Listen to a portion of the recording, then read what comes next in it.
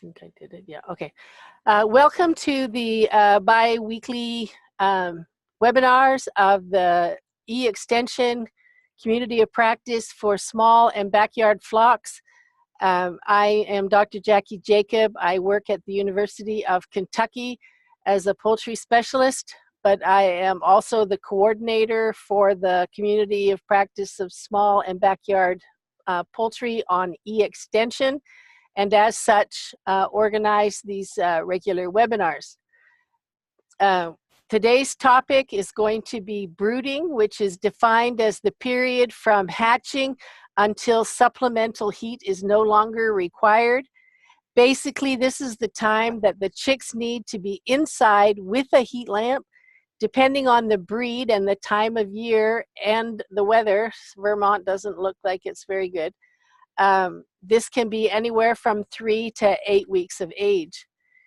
This is a crucial time for the chicks. They're growing rapidly and they're not able to regulate their body temperature. This is one in a series of webinars that we've been having, the 4 small and backyard flocks. The first one was what to think about before getting chickens for your backyard. What kind of chickens should you get, housing requirements, poultry equipment, and managing manure. So all of those have been recorded, and if you haven't seen them, I recommend that you do take a look at them.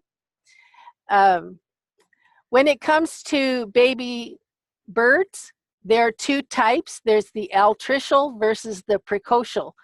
And almost all of the poultry species that we have, they are precocial. That means that after they hatch and dry and recover from the stress of hatching, they are able to get up and take care of themselves. That's why we can raise baby chicks on their own. Unlike the altricial birds that are only partially formed when they hatch, and the parents need to continue to care for them until they are able to function on their own. I said the only altricial poultry species is pigeons. You can't buy day-old pigeons to raise, for example. But the majority are precocial in nature. So what we are going to want to do with a brooding system is to mimic the care of a mother hen. Basically, she's providing warmth, she's providing protection, and she leads the chicks to feed and water. Chickens don't hatch knowing what feed and water is, so they have to be taught. So if we look at some of the equipment, the first thing that you need to provide is shelter, which includes the bedding material that you use. If you've been to Tractor Supply or some of the feed stores, you'll see this kind of a contraption set up. Some of my small flock producers use it as well.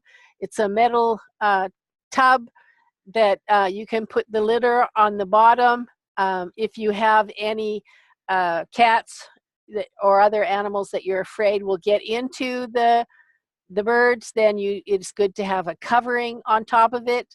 The size will depend on the number of birds that you have.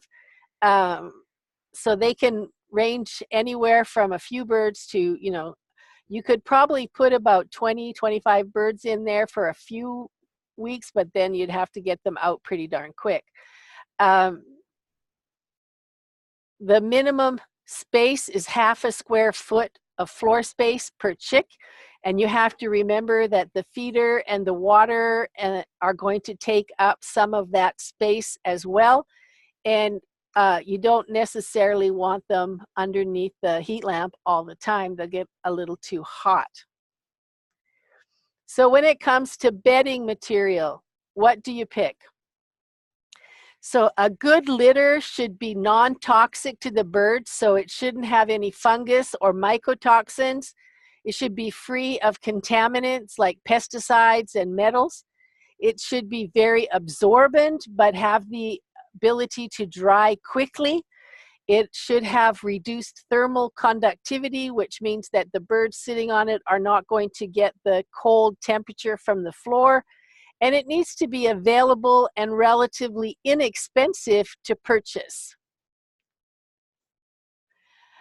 The wood shavings is the top producer for as far as litter is concerned. It's the standard by which other litters are basically compared. So you'll see a lot of wood shavings being used in poultry houses. A lot of commercial operations use them. It has to be pine shavings. It shouldn't be hardwood shavings. Hardwood shavings can have some contaminants that can make the bird sick. Some people like to use straw, but if you use straw, it has to be chopped. It needs to be about an inch only in size. So you can see here that they are, this here is chopped, and then the chickens are on the chopped litter, chopped straw. I would not recommend using whole straw. It does not absorb very well. It tends to go moldy quite quickly. It can cause a lot of problems. You can get leg problems from from it being slippery. So if you're going to use straw, it has to be cut short. So I would not recommend full-length straw. There are some alternatives that people have looked at. Peat moss has been used with some success. It's typically non-toxic. It's very absorbent. It has a moderate drying time, which means it's not quite as good as wood shavings, but it has a reasonably good drying time. It has low thermal conductivity, so the cold temperature of the floor is not going to come through it and make the birds cold. And you can reuse the litter once composted as a good fertilizer, so it's always good to have something that you can make use of afterwards. Wood chips, I don't overly recommend. They are non-toxic. They're typically free of contaminants, and they do have low thermal conductivity, but they're not overly absorbent. They're harder to compost at the end to use as litter, and they can be very hard on the chicken's feet, so that you can get sores on the chicken's feet, which can get infected and cause all sorts of problems. Some people have used sawdust rather than wood shavings. Typically non-toxic and free of contaminants if it's pine wood, not hardwood. It absorbs moisture, pretty well, and it, dries relatively fast, just like wood shavings, and it's soft on the chicken's feet. But baby chicks will periodically eat it and get it caught in their crop, and that can cause all sorts of digestive problems. And it also tends to clump when it gets wet, so that can be a bit of an issue. Some people have tried dry leaves. Typically, they're free of contaminants unless the trees have been treated for something. They can be repurposed as fertilizer. Unfortunately, they go moldy, so mycotoxins can be a problem. They're not very absorbent, and they break down easily. It also has a higher thermal conductivity, so that the cold temperature of the floor can come through to the chicks. So I don't really recommend using dry leaves. Most of the people that I have seen using it have not had a lot of success. In the southeast, Alabama, Georgia, a lot of the commercial broiler operations use peanut hulls. They have a medium absorbency, low thermal conductivity. You can compost them to make fertilizer, but because they come from peanuts, and peanuts have the potential for aflatoxin, which is a mycotoxin it's a poison produced by fungus. So it can be a problem. It also can be hard on chickens' feet, especially young chicks, so it can be a problem. The university, no, it's Auburn University, has been looking at the use of sand as a bedding material. The sand can be reused, although you have to sift out the fecal material, much like you would do with a kitty litter box. It stays cool in the summer, but it can be cold in the winter. They're doing it in Alabama, so cold weather is not as much of a problem. Vermont, for example, I would not recommend using sand.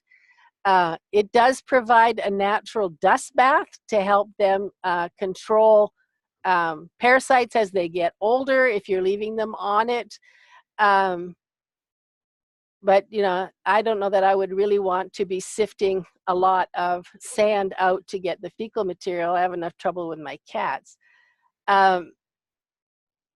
I know one producer who uses sand in her run, and she sifts out the sand like she would a litter box, but it's only in the run, not in the poultry house.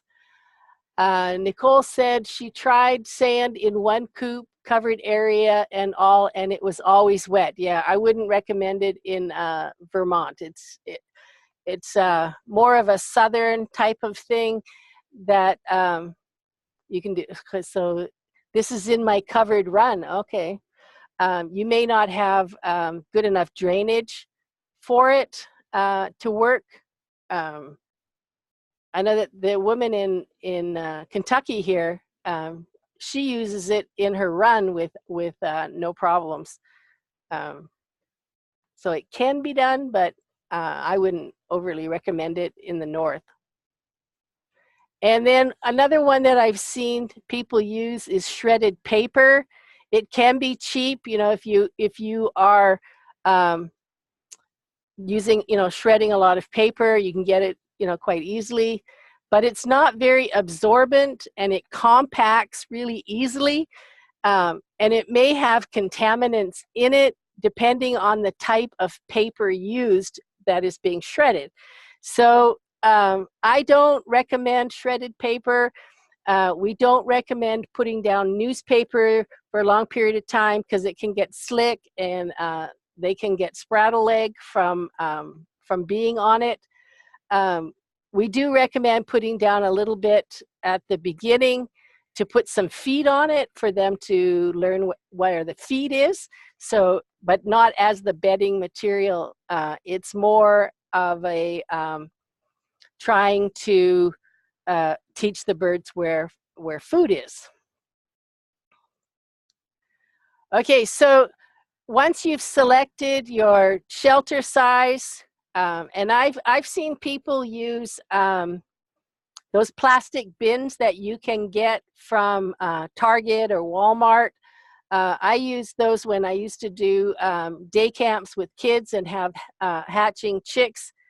Get the largest kind possible, leave the top off, or cut the plastic out of the top and put wire on it in case you have to keep out birds or, cats or whatever.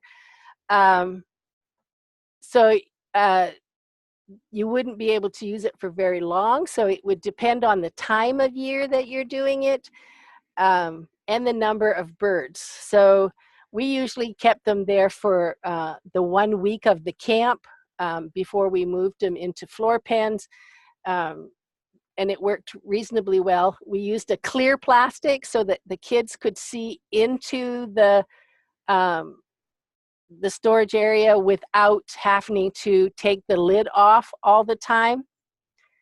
Okay, heat source. Back in the good old days when they used to have incandescent lamps readily available, a 60-watt light bulb was sufficient to keep a few chicks warm during the brooding period. You wouldn't need, you know, depending on the number of birds you have, you wouldn't need very much. If you needed higher temperature, you increase the wattage. If you need less, you would decrease the wattage. As they switch to the more energy efficient light sources, the incandescent lamps are not, the incandescent lamps are not as easily available and eventually will be outlawed. And the new lamps don't generate the heat. That's why they're energy efficient. So you'd basically have to go back to the infrared heat lamps, heat bulbs, and they come in two colors. They come in red and clear, which is like a white. I recommend that you use the special stand that it comes with, so that you have the porcelain socket, so that you're not going to have a fire, and that you have the wires over it so that chicks can't get to it. You have to be very careful, you know, to make sure it's suspended correctly so that it doesn't fall and cause a fire. We have a lot of houses lost every year from fires caused by heat lamps. So, you know, make sure you're very careful. Don't leave any wires hanging. The chickens will roost on them, and if they get heavy enough, they will bring down the lamp. And you increase the height of the lamp to decrease the temperature, and you lower the lamp to increase the temperature. So when given a choice between red and the white, I recommend the red, especially if you're brooding laying hens. If you're brooding broilers, it doesn't matter so much. But if you're brooding laying hens, pullets that you want to be laying hens, they are sensitive to the numbers of hours of light per day. And you don't want it too high for the first, 10 weeks or so. Hopefully by then they're off the brooders. But by having the red, they don't have that daylight appearance. They get the heat without the light. So you need to provide some supplemental light for the first 2 to 3 days to make sure that they can find the feed and water, and then have only the red lamp during the nighttime and have some lights on during the day. Try to maintain only about 8 hours of light a day. That would be perfect for producing a good pullet chick. There's a new thing on the market right now called the sweeter heater. I'm not quite sure how it works. I bought one, I haven't used it yet, but they tell me it's less of a fire risk. You still have to be careful how you hang it, because the birds could jump on top of it and bring it down. But it supplies heat over a larger area, surface area, so it helps with the chicks. Okay, in terms of feeding and watering equipment, the presenter 2 weeks ago went into great detail about the different types of feeding and watering equipment available for chicks and adults.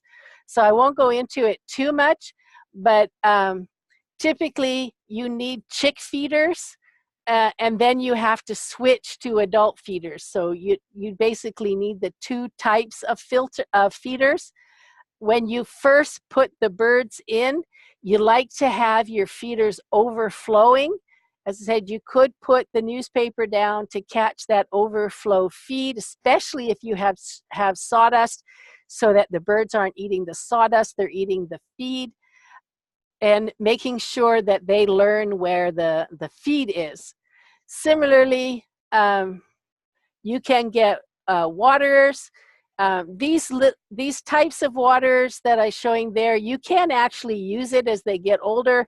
You just have to make sure that you adjust the height as the birds get older, and I will discuss that shortly. What we like to use is nipple drinkers. When we had our birds on range, for example, we had buckets with 4 nipples on the bottom, and then we just had to keep filling the bucket up. You can have a line like that and have it being fed from a bucket so that they have water at all times. But the height of the feeders, the waterers, if they're nipple drinkers, is important. You want the chickens to reach up to the nipples. So if you look at the cup drinkers, you want it at about the height of the chick's back. If you're using the nipple drinkers, you want so that it's about the height of the chick's head, so that they are reaching up for the water drops. And it's important to remember that chickens love to roost. Even baby chicks will start roosting early, especially if they're laying hens. Broilers, not so much, but laying hens will. And they can bring down things, so make sure that whatever's up there is securely fastened so that their weight doesn't bring it down. If you're having large numbers of birds and you're doing it in a building, it's often recommended that you have a brooder ring. And a brooder ring is basically just a circular structure.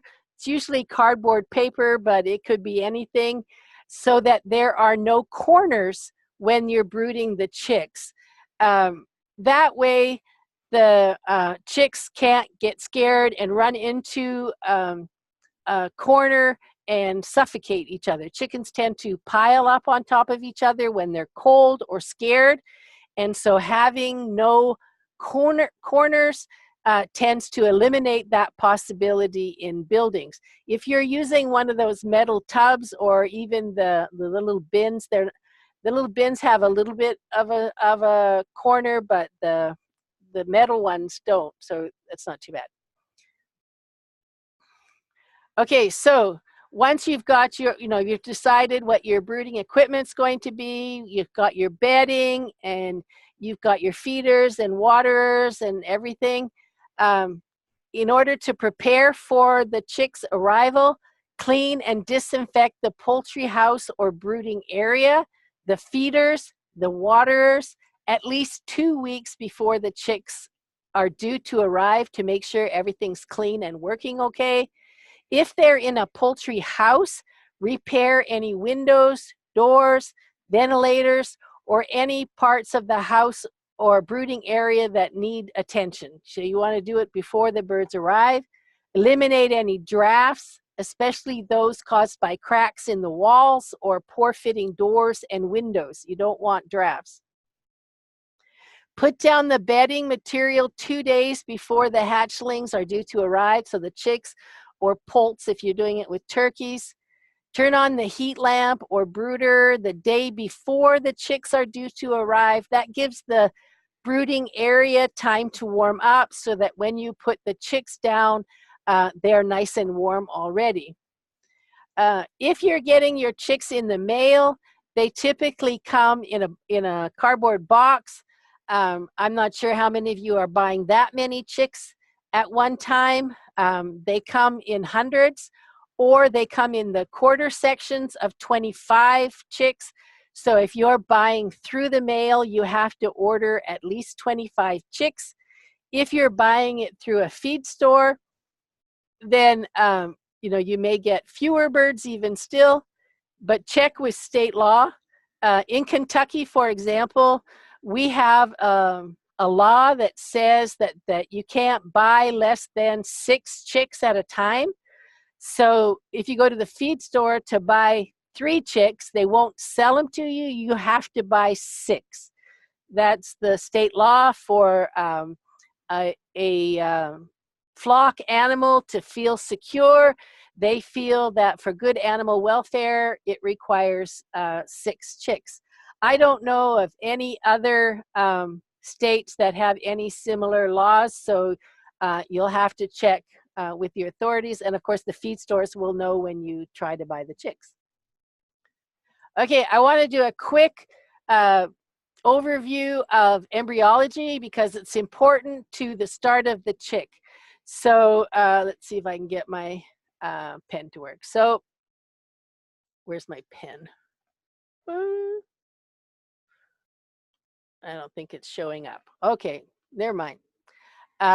We have the egg yolk, which is surrounded by a yolk sac, and it goes directly into the intestines of the developing embryo. That's how it gets the food from the yolk to the chick. All the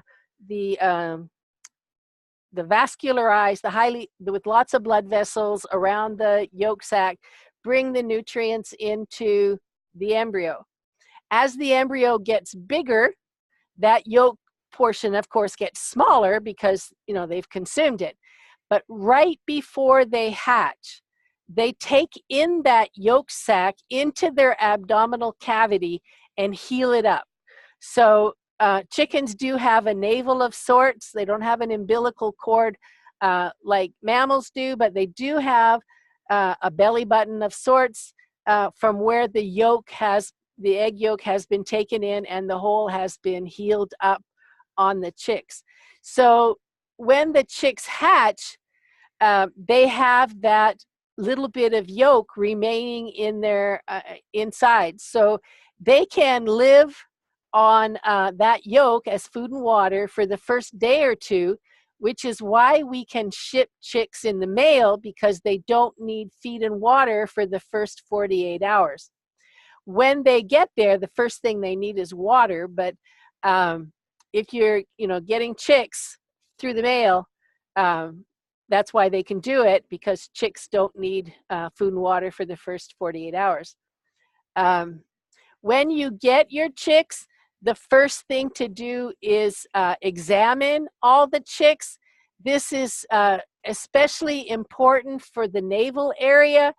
You want to look in the abdomen and make sure that there are no unhealed navels that could become infected and cause the bird to die horribly. So if you're at the feed store and you're picking out your chicks, make sure you examine each one to make sure that the navel is nicely healed and that it looks like a reasonably healthy chick. Okay, one of the things I wanted to comment was how chicks drink. Chicks have a cleft palate, which you can see in the photograph on the left, and so they can't swallow like we do. So if you watch a chick, they put their beak in the water and then they lift their head to swallow. So you need to take advantage of that when teaching the chicks to drink. And I always recommend teaching the chicks to drink. If you have large numbers, helping 10% is a good idea. If you only have 6 to 10, do each one. So if you have nipple drinkers like the ones on the left, just take the chick and put its beak up to the nipple, activate it so it has water running down, and the bird learns that's where water is. If you're using some of those gallon waters, dip the bird's beak into the water and then lift the head so that it can swallow, or it can go down the back of the throat. I say if you only have a few chicks, I recommend doing every single bird. If you have 100, you might want to do 50. If you have tens of thousands, of course, you're not going to do each and every bird. But the first thing they need when they get home is water. Dehydration is a common cause of death in brooding chicks. So make sure that you get them off water, get them onto water, and birds will not eat if they can't drink. So water is always important. And when you're taking care of the chicks, you have to think about the food going in and the poop coming out. So you want to manage the litter so that the poop doesn't accumulate, start to smell, especially if you're doing it in your basement, for those first 3 weeks, and then putting them outside, and make sure that they have a feed that they can easily eat. Typically, you'll get a crumble for baby chicks. Basically, the food is pelleted, and then the pellets are broken up into bite sizes for the chicks to be able to eat. This is particularly the case in Kentucky. I haven't seen a feed store that sells a layer mash or a chick mash. Everything seems to be pelleted. I don't know what it's like in other states, whether or not you get mashes or pelleted feed. Crumbles are good because it's less likely to clog the crop of the baby chicks when they eat. It is highly recommended that you check the crop fill of the chicks to make sure that they're eating. So after 6 hours after you place them, 75% of the chicks should have feed in their crop, and you can just, check their crop, which is on the outside of the body cavity around the neck area. 12 hours afterwards, 85%, and by 24 hours, 100% of your birds should be eating. If they're not eating, make sure that you retrain them where the water is and then re-show them where the feed is. You want to get them off to a good start to get them going well. In terms of brooding temperatures, this is being shown in a brood ring, but it can happen in any type of system.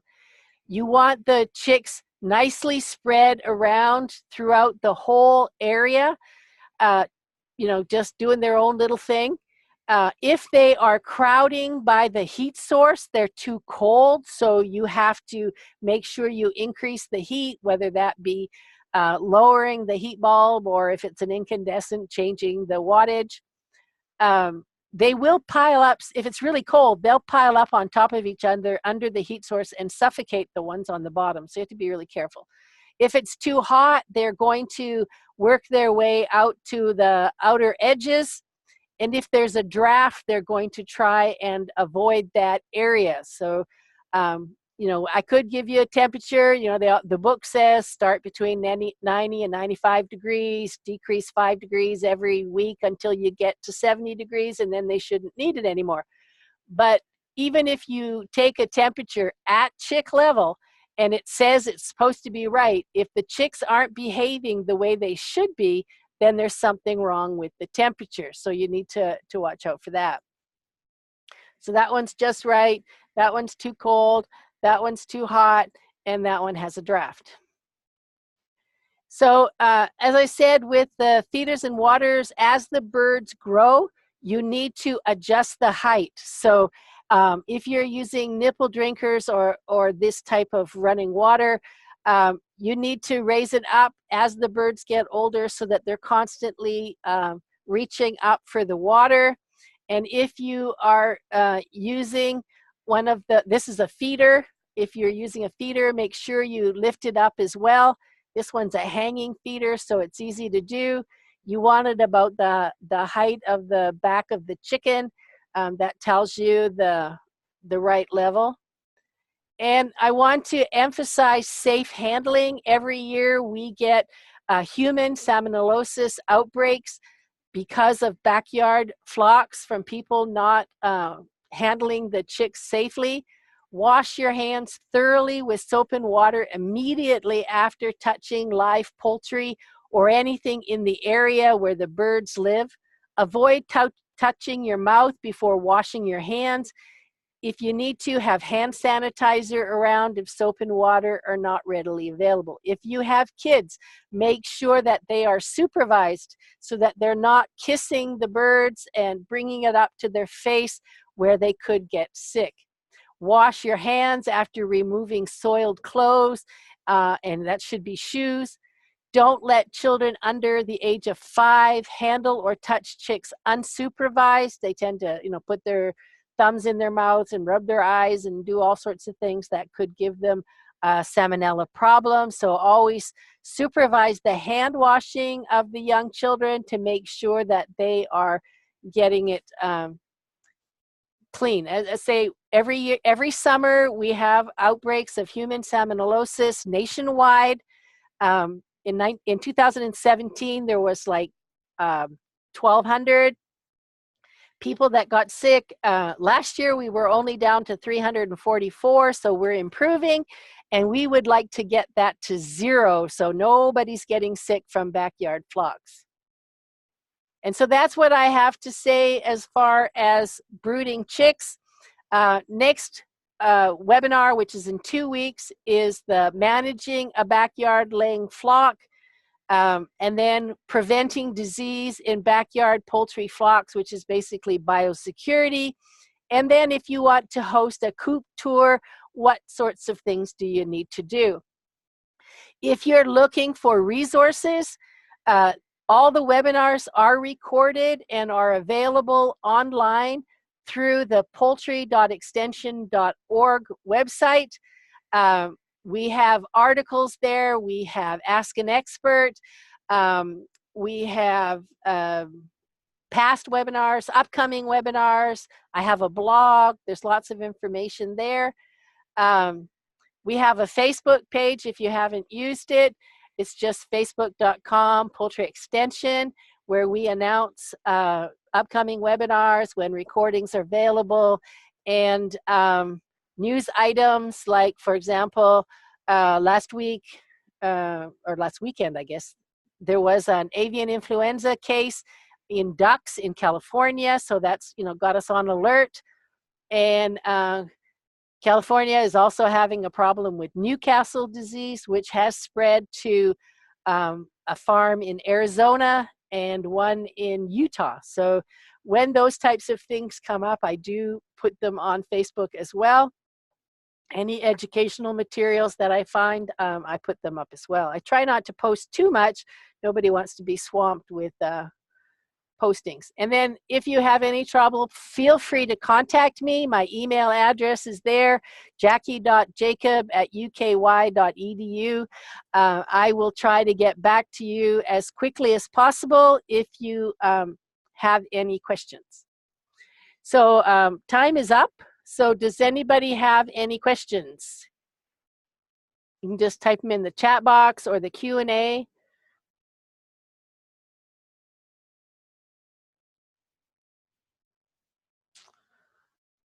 Not seeing anybody typing.